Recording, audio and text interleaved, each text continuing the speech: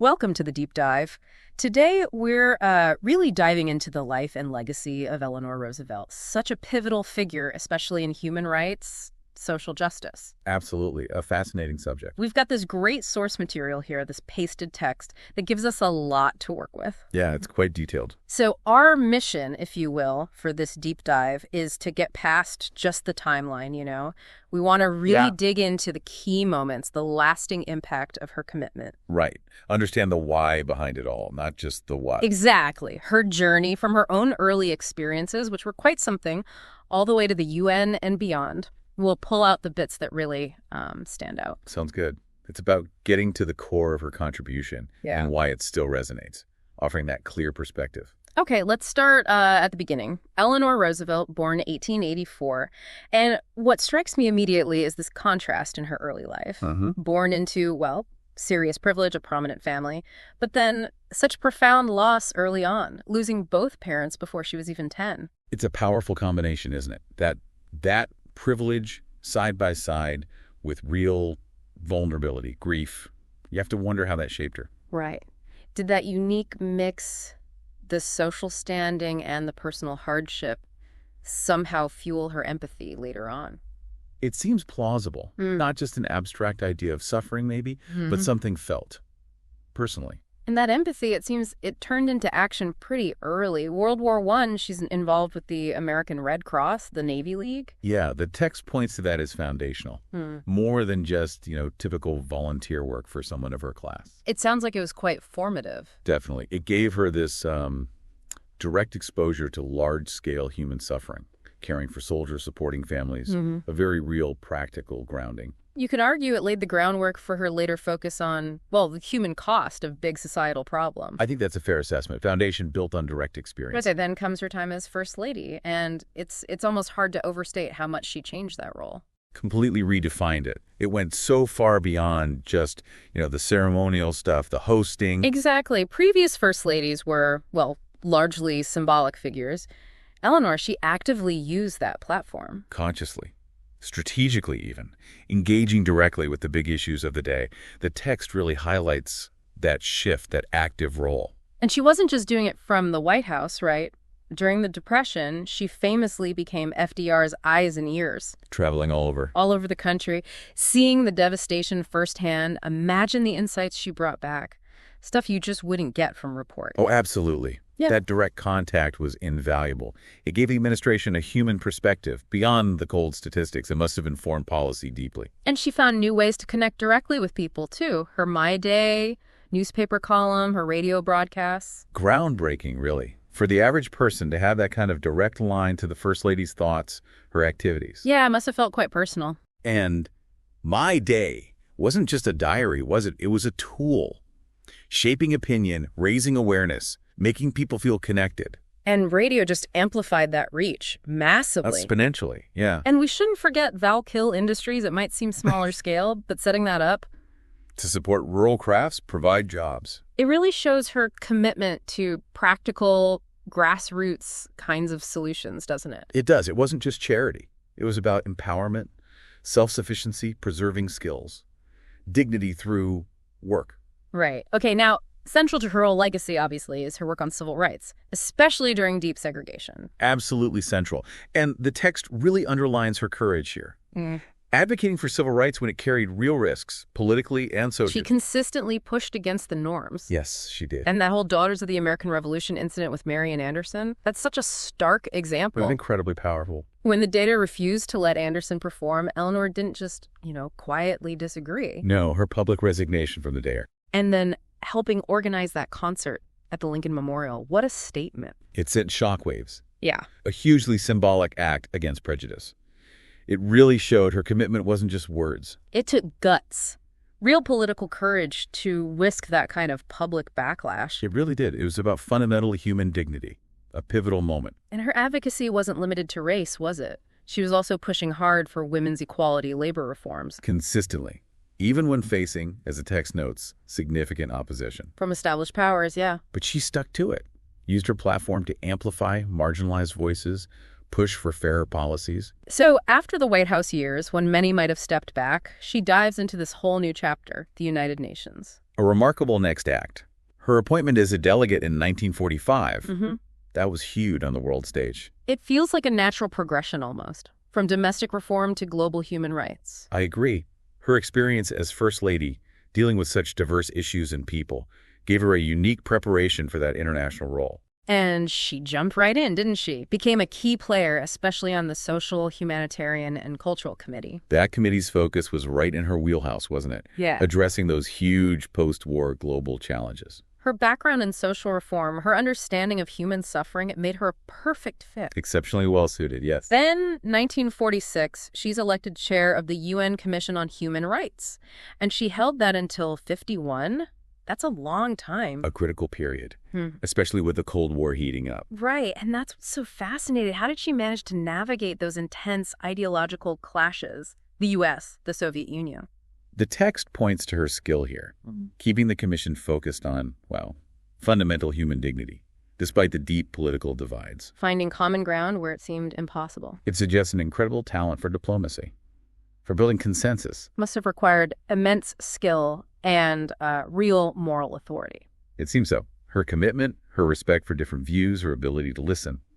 Apparently that was key in bridging those gaps. And she wasn't just stuck in meetings in New York, was she? She traveled a lot. Saw things firsthand. Global challenges, refugee camps. That on-the-ground perspective must have been crucial for her advocacy. Made it real. Absolutely. The text emphasizes how that direct experience gave her advocacy such power and credibility.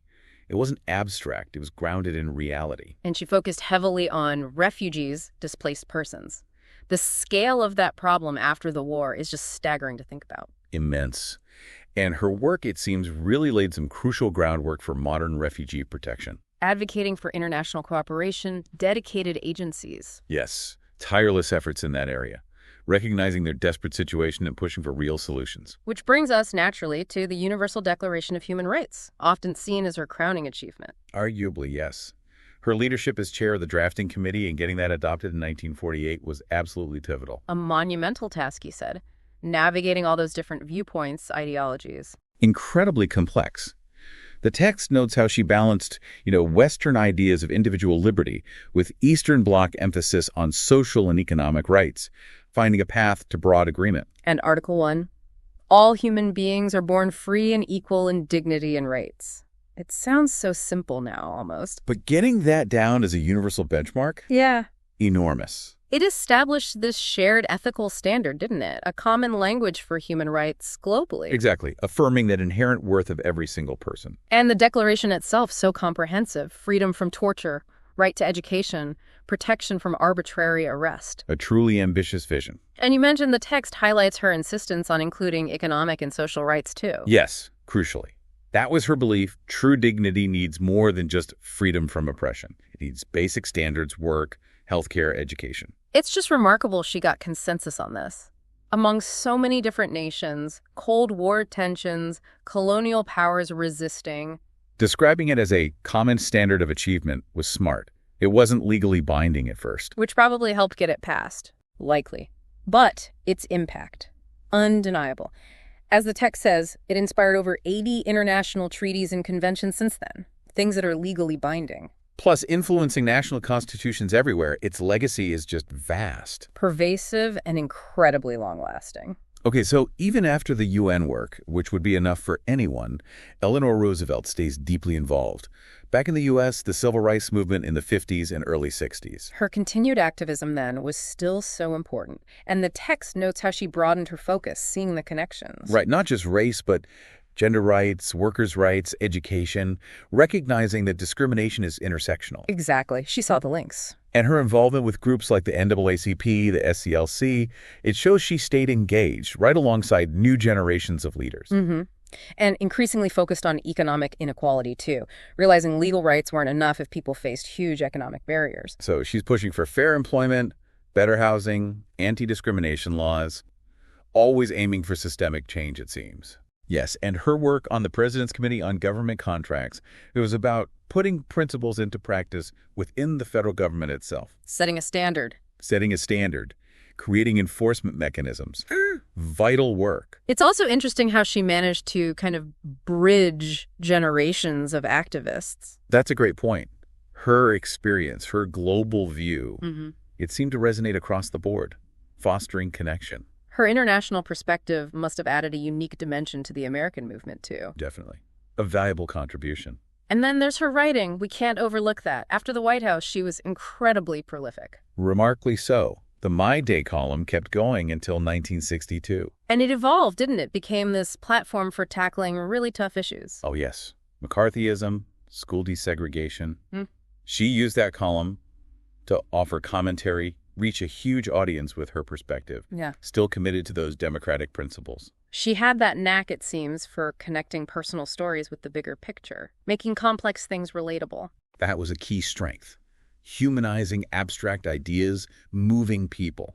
And her books, like On My Own, her autobiography, they weren't just looking back, were they? No, not just memoirs. They were also vehicles for her ongoing advocacy, for sharing her vision, inspiring others. Exactly. Documenting her life, but also pushing her beliefs forward.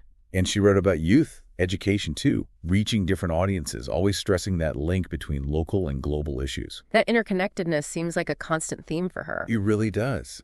Understanding that human rights are universal, indivisible. Problems in one place affect others. And her focus on youth, on education investing in the future. So when you step back and look at it all, her influence nationally, internationally, it's just immense. Undeniable. The UDHR is the bedrock, isn't it? The foundation for so much global human rights progress. And as the text notes, influencing regional systems too, Europe, Africa, the Americas, it shows how universal those principles became. Truly resonant. And here at home in the U.S., her advocacy clearly paved the way for the big civil rights laws of the 60s. Absolutely. She helped create the moral and political climate necessary for things like the Civil Rights Act, the Voting Rights Act, essential groundwork. It's great to see organizations like the Eleanor Roosevelt Institute still carrying her vision forward, and her inspiring figures like Martin Luther King Jr. that says so much. Her impact on later leaders is clear. Her commitment, her principles, a powerful example. And as the text suggests, her influence even echoes in modern movements, climate justice, LGBTQ+ rights. The core values endure. And globally, just look at the UN human rights machinery now. The High Commissioner's Office, all the treaty bodies, special rapporteurs. So much of that traces back to the foundations she helped build. Even her focus on economic and social rights feels more relevant than ever, with global inequality being such a huge issue. Absolutely. Her holistic view that rights include basic well-being is increasingly recognized as vital today, and the Eleanor Roosevelt Award for Human Rights keeps her legacy visible, honoring those continuing the work. So, summing up, Eleanor Roosevelt, an extraordinary force, really, changed the First Lady role forever, steered the UDHR into existence, and just kept fighting for civil rights and social justice right to the end. Her life is just this powerful example of what principled leadership, unwavering commitment can achieve. Bridging divides, pursuing justice. She left such a mark. Which leads us to a final thought for everyone listening, thinking about her life, her work, especially her ability to connect across huge differences, her commitment to universal principles. How could her approach maybe inform how we tackle today's global challenges? Yeah, that's a good question. What parts of her leadership, maybe the empathy, the diplomacy, that belief in collective action, what could be most valuable for us now in our world? Something to think about. Thanks for joining us for this deep dive.